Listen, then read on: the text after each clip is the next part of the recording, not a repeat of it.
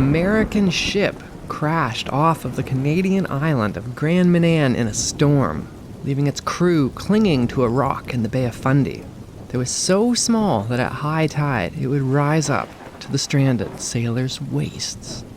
For 44 hours, these shipwrecked sailors clung to that rock before they were rescued by a fishing boat crewed by a local grandfather, father, and son.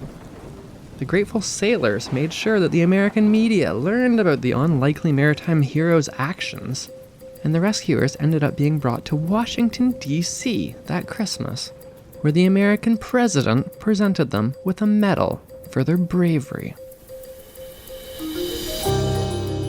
You're listening to Backyard History, the hidden stories that happened in your own backyard, the podcast version of the weekly history column running in newspapers across the Maritimes, with your host and author, Andrew McLean.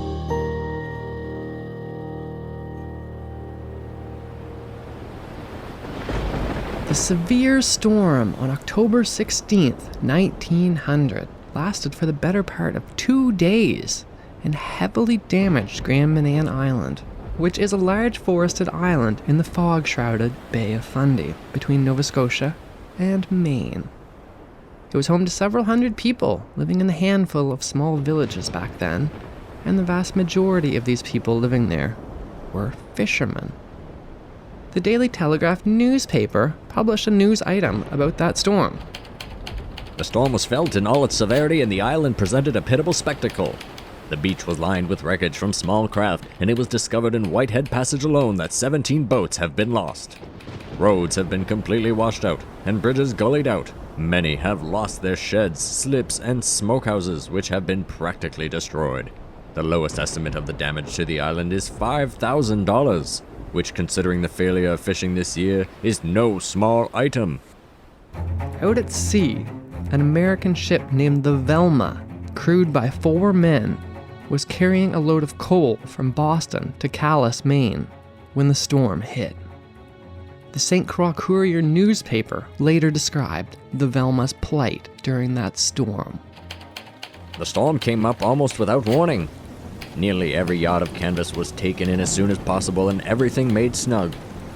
Their desperate efforts were to no avail. The crew found themselves unable to control the vessel, and within half an hour she was dashed upon the ledge. The wrecks of many vessels, large and small, lie near this treacherous bit of ledge. As the schooner broke up around them, the Velma's cook, John Carver, drowned. The 3 surviving crew managed to reach a bit of ledge which stood a few feet above the water, named Cross Jack Ledge. 2 of the crew were injured. Captain Durham had a broken leg, and a sailor, whose last name was Young, dislocated his shoulder.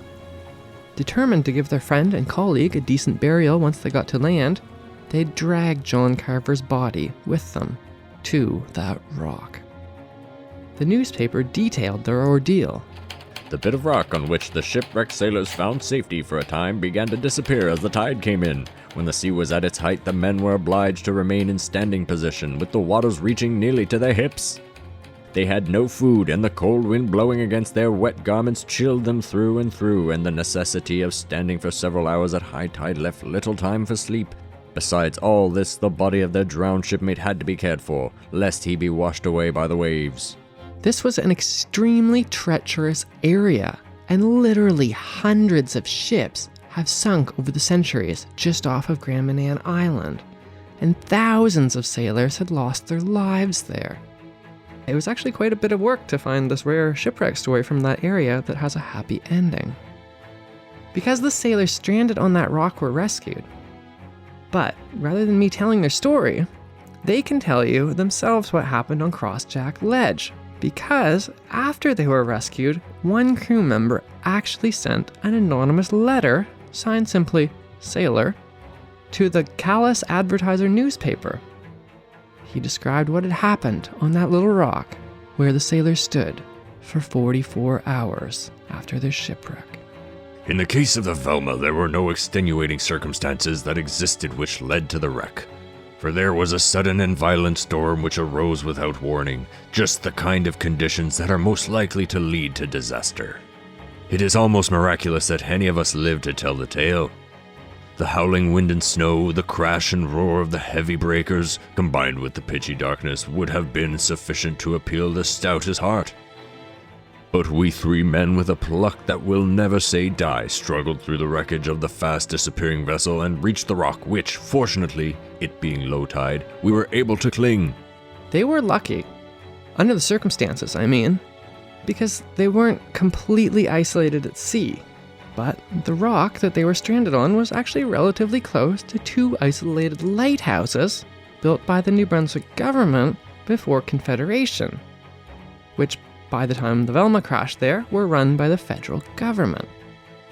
Gannett Rock Lighthouse and the Machias Seal Island Lighthouse were staffed by lighthouse keepers whose job it was to search for the ships that had crashed in the storm and these sailors lost at sea, and then rescue them.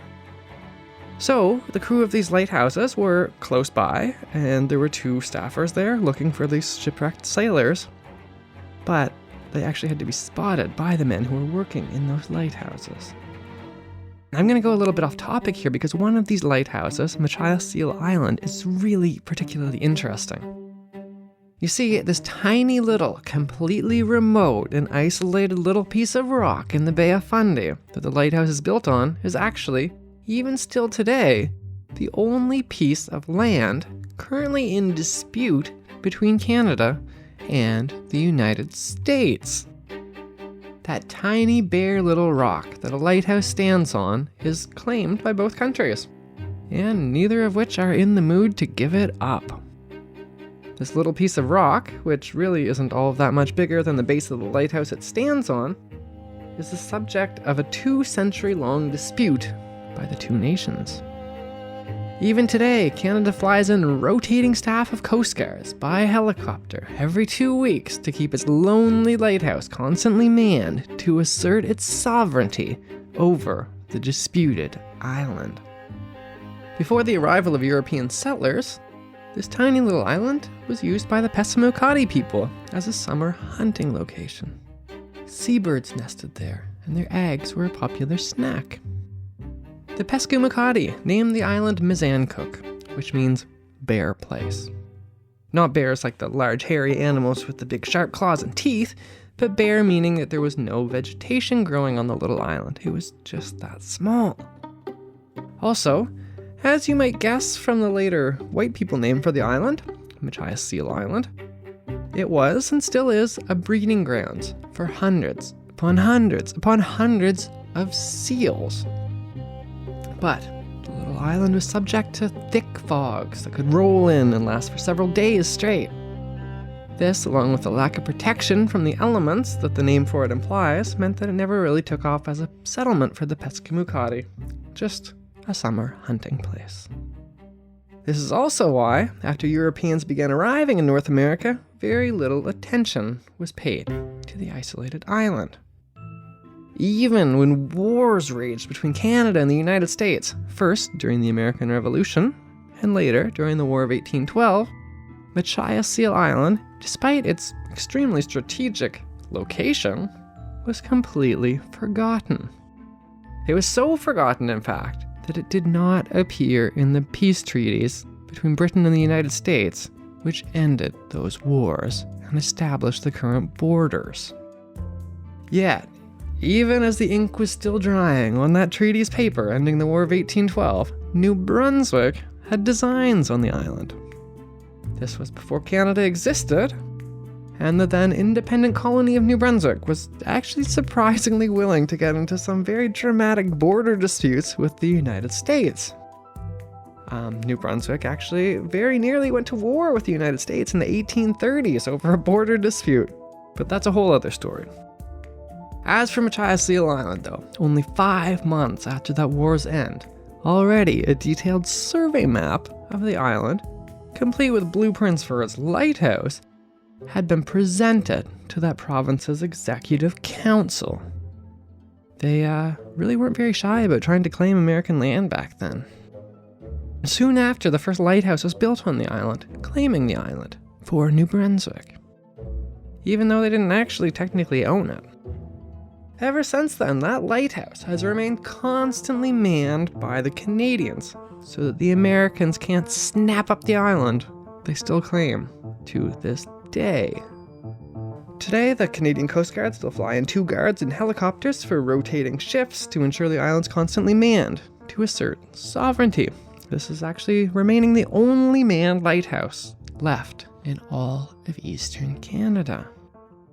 The reason anyone cares about this little rock in the middle of the sea is that the country that owns this rock controls the lucrative fishing rights around it. Unfortunately, though, since both countries claim the island and neither recognizes the other's claims, both nations allow their respective fishing fleets to fish around it. That means that the fishing is doubled, and both countries can't agree on common conservation, so sadly, it's become something of an ecological nightmare, and the fish stocks surrounding the island have been plummeting. It's kind of sad, really, and a shame that over 200 years our countries couldn't sort out this seemingly not that complicated dispute, but anyways, back to the story from Machias Seal Island's lighthouse. On a clear day, you can see the Crossjack Ledge, where our 3 shipwrecked sailors are hoping to be rescued. And from the Crossjack Ledge, where these 3 shipwrecked sailors were stranded in waist-deep water on a tiny rock in the cold mid-October autumn, they could actually see the lighthouse, with its distinctive big black and white stripes running from the bottom to the top. But the lighthouse keeper didn't see them. The sailor later wrote about how they tried to attract the attention of the lighthouse keepers. The Velma's crew were on a ledge that is entirely submerged at full tides. Early in the forenoon of the 17th, we erected a flagstaff on which a large flag was shown, and during the night a fire blazed on the rock. The men had also fired several Coston flares, which were an emergency flare gun which had revolutionized safety at sea after its 1859 invention by Martha Coston, who actually had no formal education whatsoever. These old flare guns that they had on that rock are still the basis of today's flare guns, and you'd actually probably be kind of surprised at how little flare guns are different today from the ones that Martha Coston had invented nearly 200 years ago. But the lighthouse keepers on Gannett Rock and Machias Seal Island didn't see the flares. As dusk fell, the 3 men stranded on the little rock in the Bay of Fundy kept a fire going on the rock with pieces of their wrecked ship that had washed up around them. That night a fire blazed 10 feet above the ledge and was kept burning when the tide would permit. As the next day turned into a second cold and wet night, still the 2 lighthouse keepers failed to see the stranded sailors. After his later rescue, the sailor who had written into the newspaper squarely pinned some of the blame for being stranded for so long within sight of the very people who were supposed to save him on the lighthouse keepers themselves. He bitterly and sarcastically wrote in his letter, "The keeper of the station will probably receive through the newspapers his first intimation that there had been a wreck and loss of life at his door." Most of all, though, the sailor blamed Canada's federal government for their ordeal. The sailor called for an inquest into the wreck of the Velma, which he hoped would bring about changes in marine safety, writing, "Had the ministers of marine spent even 3 hours on the Crossjack Ledge under the eyes of 2 of his employees, he would not hesitate to have the matter fully investigated. I hope it may be that the Marine Department will no longer say to the captain whose ship is stranded, 'If you want aid or advice, go to the nearest potato patcher stable and ask a farmer for help, and say to the sailor who clings to the wreck or rock, hold on, my good man, hold on. You are right under the eyes of a number of my employees. One of them may wake up in a day or 2. If he should, we will send a lifeboat after you.'" In the end, the lighthouse keepers never did actually see the 3 men stranded on the Crossjack Ledge. Rather, it was a distinctly more unexpected group of men who would spot the shipwrecked sailors. Shortly before noon on the second day on the small rock, a fishing boat spotted a flare. These men were from the small community of 3 islands. a little island off the southeast coast of Grand Manan. The little village of 3 islands was abandoned years and years ago, and as far as I'm aware, there's nothing left of that little fishing village today. The fishermen were an implausible rescue crew. According to the American news reports, there was a 75-year age difference between the oldest and the youngest rescuer. Albert F. Cheney was a grandfather, and with him on their fishing boat was his son Lloyd and his grandson Arthur. The 3 men sailed up near the rocks to rescue the sailors. It was a precarious operation. Striking one of the exposed rocks would mean 2 shipwrecks. They launched a little lifeboat and paddled up to the rock, taking the shipwrecked sailors and the body of their friend, one by one, back to their little fishing boat. The Washington Evening News wrote that the 3 men proceeded at once to that place. The rescue of the wrecked men was accomplished in the heavy sea by the bold and skillful handling of their boat by the rescuing party. The event was later memorialized in the Fred Williams painting called One by One. Although the sailor had written sadly that Those who rescue and care for the living and the dead will receive neither recognition nor reward. on this, he was actually wrong. In fact, the grateful American government brought the Cheney family to Washington, D.C. to celebrate Christmas. The day after Christmas, a ceremony was held to honor them. The Boston Herald newspaper reported that they were honored because this wasn't the first time that the Cheney family had ever saved shipwrecked sailors. The consul stated that during a period of more than 75 years, the Cheneys, grandfather, father, and son, have on several occasions rescued and cared for shipwrecked persons and piloted vessels from positions of danger to places of safety.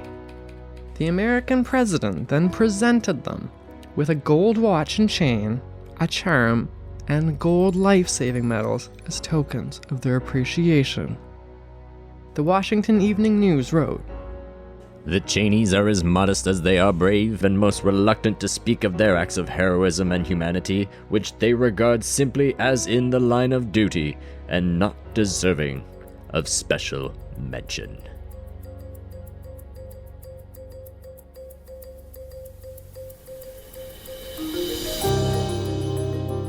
That was Backyard History with your host, Andrew McLean.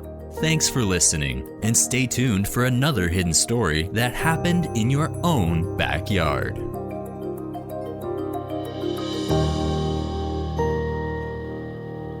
Produced by Jordan Lozier.